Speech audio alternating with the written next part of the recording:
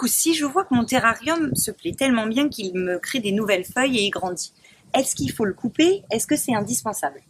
Alors là, c'est vraiment un choix esthétique. Soit vous voulez garder un côté un petit peu minimaliste avec du vide en fait dans votre paysage.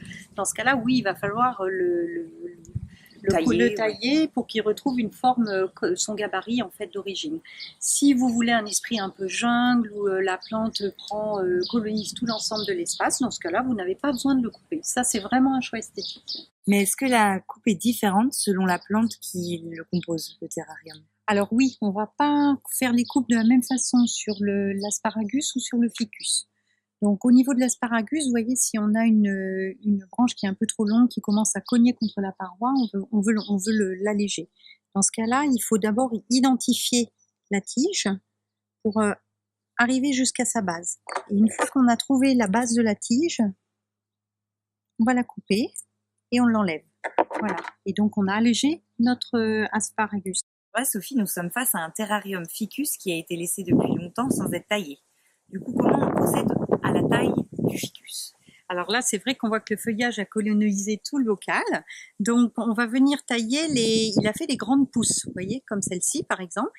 Donc, on va venir rapprocher les pousses du tronc en taillant au-dessus d'une feuille.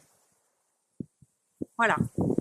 Donc, on procède de la même façon pour toutes les branches, en prenant garde à ce qu'il reste quand même du feuillage autour du tronc. Hein. Voilà, et on va redonner en fait au terrarium une vision de petit paysage, alors que là, le ficus avait pris tout l'espace.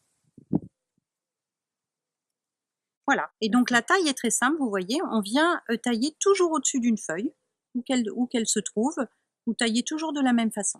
D'accord, et après ça repousse. Et après, ça va repousser en dessous de la feuille où vous avez taillé, juste au-dessus de son pétiole, une nouvelle tige va repousser. Super. Voilà. Et du coup, pour le terrarium Yoko, comment procède-t-on à la coupe de ces végétaux?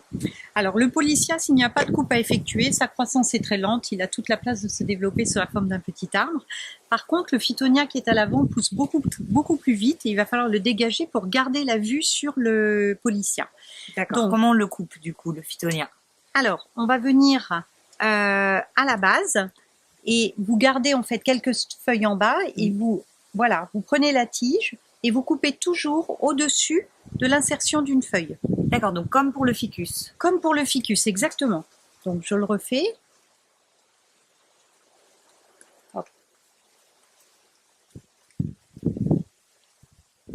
Une autre ici.